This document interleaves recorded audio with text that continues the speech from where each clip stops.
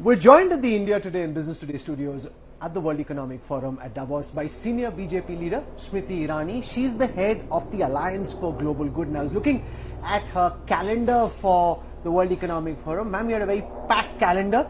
Do you want to give our viewers an account of what came out of your week here at the World Economic Forum? Rahul, this agenda, this alliance began last year, and the intention was that there is a philanthropic case for women and equity, but we need to make a business case out of it, because there's a lot of money for rhetoric, there's very little money for realities, and I believe that, and I've said this, there is always money for good cause, but that money runs out, but money never runs out for money.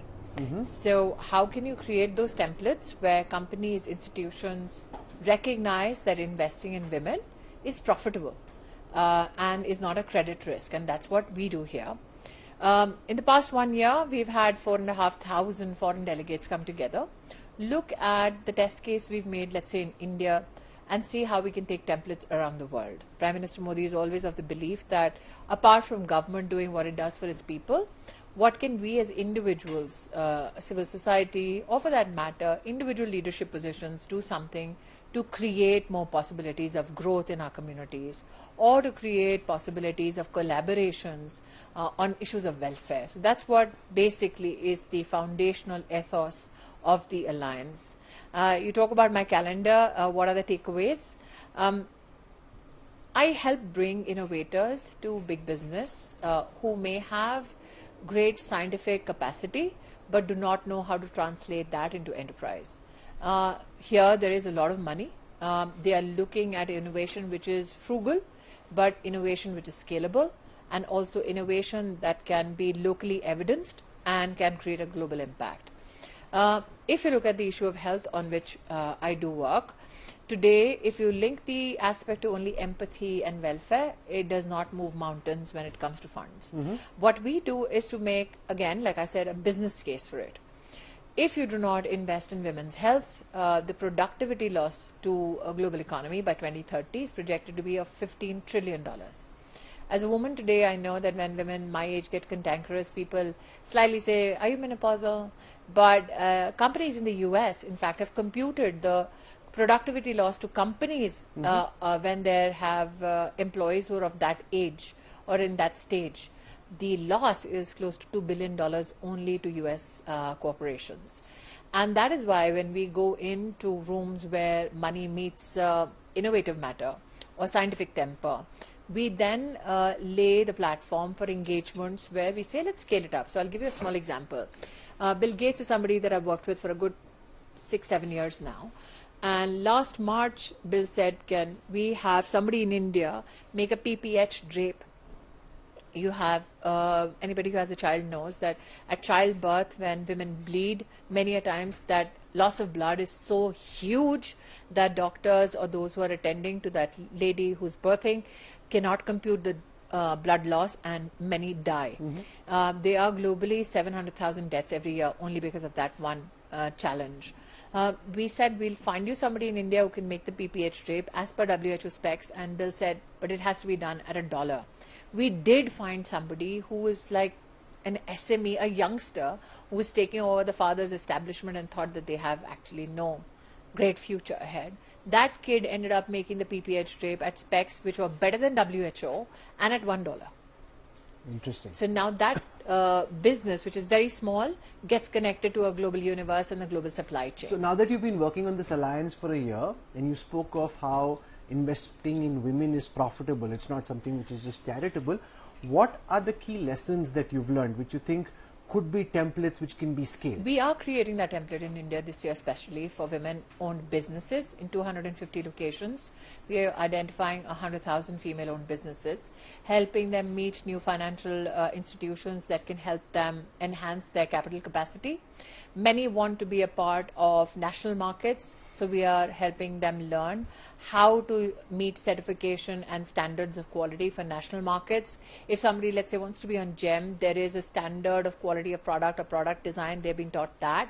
If somebody wants to be a global supply chain partner, we have international partners that will take the best of Indian capacity and enterprise by women, and we connect them to global standards and global supply chains, including certification. And at the same time, we know that these experiments, which are local in nature, need to become a template for the world.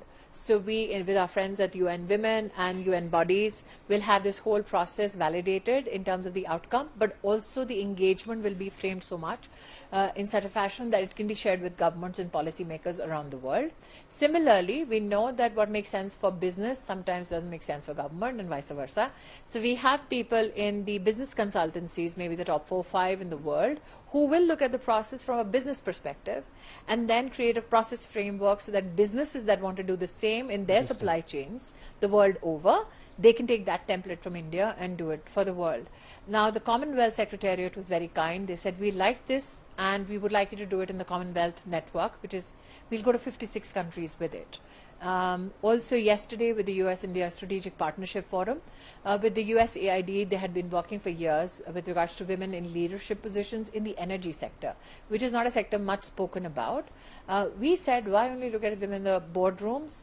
Let's look at how we can provide new opportunity for women downstream in niche areas. For instance, carbon markets in our part of the world are evolving.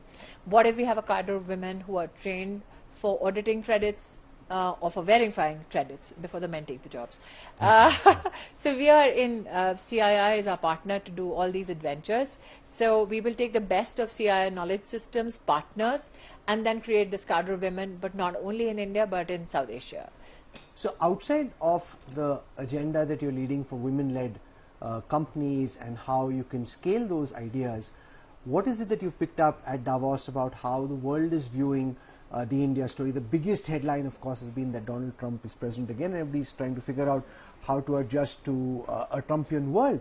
How do you see all the trade tariffs that he wants to come up with and the kind of belligerence that he's demonstrating impact what the Modi government is trying to do back home? I think that I'm a very pragmatic politician who understands the psychology of politics. One has to be mindful that no matter who the leader, no matter what the size of their economy, no matter what their constraints or what their opportunities, they will, instead of having a great PR globally, look at domestic concerns and how can they better prospects for their own citizens.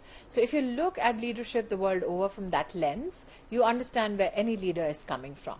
What I am extremely buoyant about is the fact that the Indian interests are being looked after by Prime Minister Modi, who knows that he can walk away from a table in such a fashion that nobody feels shortchanged. And I think that that respect, that bonhomie that two nations bring to the table has that kind of value. So instead of looking at the whole scenario now being circumspect or being tentative, I think I look at it from a pragmatic lens. The president in the US made many promises to his domestic audience.